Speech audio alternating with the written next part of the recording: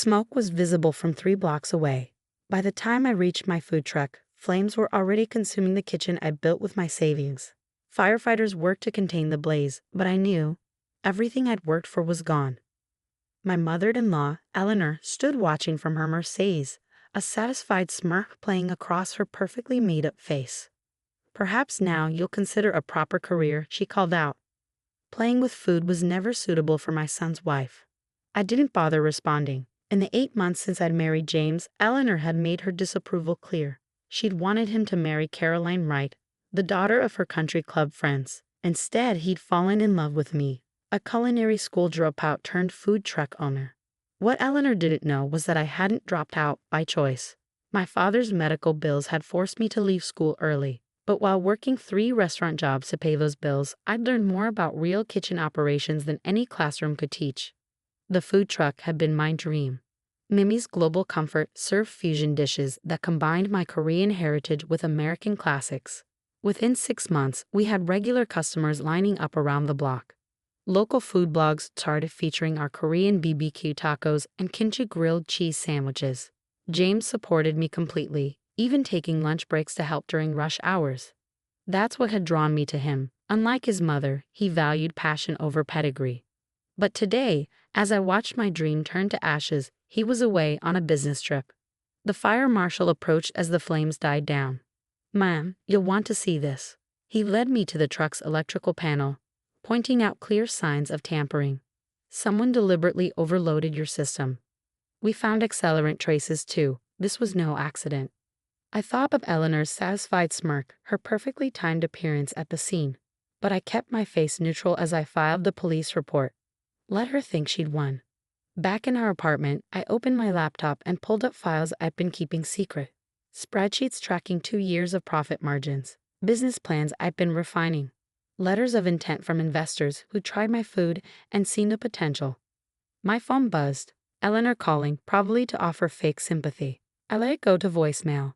"Darling, I heard about your little setback. Perhaps this is a sign. The Wright family's investment firm is always looking for receptionists. With your background, that's probably more suitable." I played the message twice, making sure my recording software captured it clearly. Then I called Detective Rodriguez, who'd taken my case. "I have something you might want to hear." The investigation moved quickly. Security cameras from nearby businesses had caught Eleanor's Mercedes parked near my truck at 3 a.m. Her phone's GPS confirmed her location, and her message, suggesting she knew about the fire before it was publicly reported, sealed her fate. When James returned the next day, I had to hold him back from confronting his mother immediately. "Wait," I urged. "I have a better idea." Eleanor was arrested during her weekly salon appointment.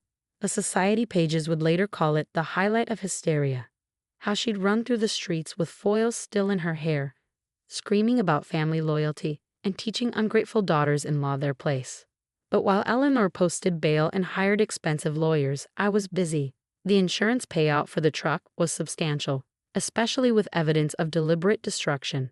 My documented business success helped secure a small business loan. And those investor letters I've been sitting on, they were still valid. 3 months after Eleanor burned my truck, I signed a lease on a vacant restaurant space downtown. The same food blogs that had loved my truck started buzzing about the upcoming opening of Mimi's Global Kitchen. My mother-in-law's trial was set for the same week as my restaurant's soft opening. She sent flying monkeys, mutual acquaintances begging me to drop the charges. "Think of the family reputation," they pleaded. "She was just trying to help you find a better path." I thought of my father, who taught me to cook Korean dishes between hospital stays, of the customers who'd supported my truck rain or shine, of James, who believed in me even when his mother called me trash. That was family. Eleanor was just an arsonist with good hair. The restaurant opening was a sensation. Local media covered the story of the food truck owner who rose from the ashes. My fusion dishes, refined but still true to their street food roots, earned rave reviews. Reservations filled up months in advance. Eleanor's lawyers approached with a deal. She pleaded guilty to reduced charges if I spoke at her sentencing about forgiveness and family. They suggested it would help my business to show mercy. I countered with my own offer. Full restitution for the truck, a public admission of guilt, and mandatory psychiatric treatment. In return, I'd recommend probation instead of jail time. After all, I told her lawyer, I want her healthy enough to watch my success. The day Eleanor took the plea deal, I finalized contracts for 2 more restaurant locations. Turns out burning down my food truck had only proven what my investors already knew. I could create something amazing from nothing. And now I had the resources to think bigger. James supported every decision, even when it meant cutting contact with his mother. She tried to destroy your dream, he said. She destroyed our relationship instead. Local business magazines started calling me a rising star in the restaurant scene. Eleanor, under house arrest and attending court-mandated therapy, had to read about my success in the same society pages that once featured her charity luncheons. One year to the day after the fire, I parked my old food truck, repaired but no longer needed, outside Eleanor's mansion. The note on the door read, "Since you're so interested in my career, here's where it started. Maybe you can learn something too." Eleanor's court-mandated therapy sessions coincided with the opening of my 3rd restaurant location. While she learned about impulse control and accepting boundaries, I was being featured in Forbes' 30 Under 30 list for revolutionizing fusion cuisine in the restaurant industry. The irony wasn't lost on anyone. Her attempt to teach me my place had launched my empire. Each new Mimi's Global Kitchen location drew bigger crowds than the last. My Korean-American fusion concept had tapped into something special, comfort food that crossed cultural boundaries. One morning, I received an unexpected call from Caroline Wright, the woman Eleanor had wanted James to marry. "I'm investing in restaurants now," she said carefully. "Your expansion plans are impressive. Would you consider taking on a silent partner?" I thought of Eleanor's endless comparisons, how Caroline's business degree made her a more suitable choice. "I appreciate the offer," I replied, "but I prefer partners who believed in me before I was successful." The call wasn't entirely surprising. My 4th location had just opened in the same upscale neighborhood where Eleanor used to host her charity luncheons. The society crowd that once looked down on my food truck now waited weeks for a reservation. James came home one evening with interesting news. "Mom's trying to sell her house," he said. The legal fees and restitution payments depleted her savings, and apparently none of her country club friends will hire her as an investment consultant anymore. I was reviewing plans for our 5th location, our biggest yet. The investors who believed in my food truck days were now backing a full-scale expansion. "That's unfortunate," I replied, not looking up from the blueprints. "Maybe she should learn to cook." 2 years after the fire, Mimi's Global Kitchen was a recognized brand. Food Network wanted to feature our story. Major publishers approached me about cookbooks. Eleanor, meanwhile, had been forced to sell her Mercedes and move into a small condo. The real twist came when her condo association went bankrupt. With her assets frozen and her reputation ruined, Eleanor faced homelessness. That's when I decided to offer her a deal. "The food truck is still yours," I told her during our first meeting in 2 years. "I've had it fully repaired. There's a commissary kitchen you can use, and I'll even share some basic recipes. You wanted to teach me about real careers. Here's your chance to learn one." She stared at me, her perfectly maintained facade cracking. "You expect me to work in a food truck?" "No, Mother Eleanor," I smiled. "I expect you to live in it, unless you have a better option." The society pages loved the story. Local restaurant mogul offers fresh start to mother-in-law who burned her business. Eleanor's court-appointed therapist called it an opportunity for growth. James just called it perfect justice. Eleanor actually tried, I'll give her that. But after years of looking down on food service people, she struggled with the basics. Her first attempt at kimchi gave 3 people food poisoning. Her Korean BBQ tacos were dubbed culturally and culinarily offensive by local food critics.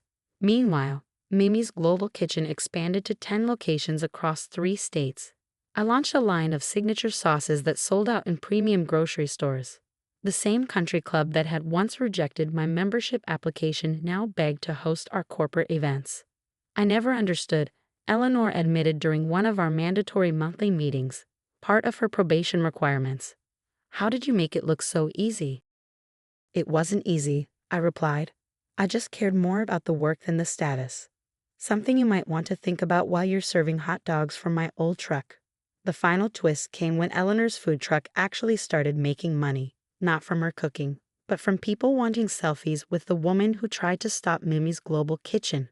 she'd become a tourist attraction, a cautionary tale about underestimating the wrong person.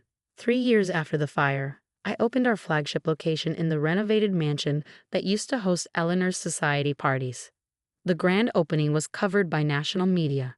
My father, now recovered, helped me develop a special menu combining his traditional Korean recipes with my modern techniques. Eleanor wasn't invited to the opening, but she parked the food truck outside anyway. She'd finally learned to make decent kimchi, though her technique would make my grandmother cry. Some nights, I'd see her watching through the restaurant's windows, seeing the empire that rose from her attempt to put me in my place. James and I recently welcomed our first child, a daughter we named after my grandmother. Eleanor sends her handmade baby clothes purchased with food truck earnings. I donate them to charity and send back copies of our latest restaurant reviews. The food truck where it all started sits in a special display at our flagship location. Next to it, a wall of press clippings tells our story, from street food to scandal to success. Eleanor's mugshot hangs among them, a reminder that sometimes your biggest obstacle becomes your best marketing. Last week, a young chef approached me after eating at our newest location. "I'm saving for my own food truck," she said, "but my family thinks it's beneath me." I gave her my card and the same advice my father once gave me. Success doesn't come from other people's approval. It comes from surviving their disapproval and proving them wrong. Eleanor still runs the food truck 3 days a week, part of her probation requirements. She's not allowed within 100 feet of any Mimi's global kitchen location, except during our monthly meetings. Sometimes I send over dishes from our new menu development sessions, just to show her what she could have supported instead of destroyed. The restaurant empire keeps growing. We're opening international locations next year, starting with Seoul, a homecoming my grandmother would have loved. Eleanor asked if she could franchise a food truck there. I told her to focus on mastering hot dogs first. My story is taught in business schools now. How a burned-down food truck led to a restaurant revolution. Students always ask what I learned from Eleanor's Sabotaged. The answer is simple. Success is the best revenge, but making your enemies serve mediocre hot dogs from your old food truck is a close second.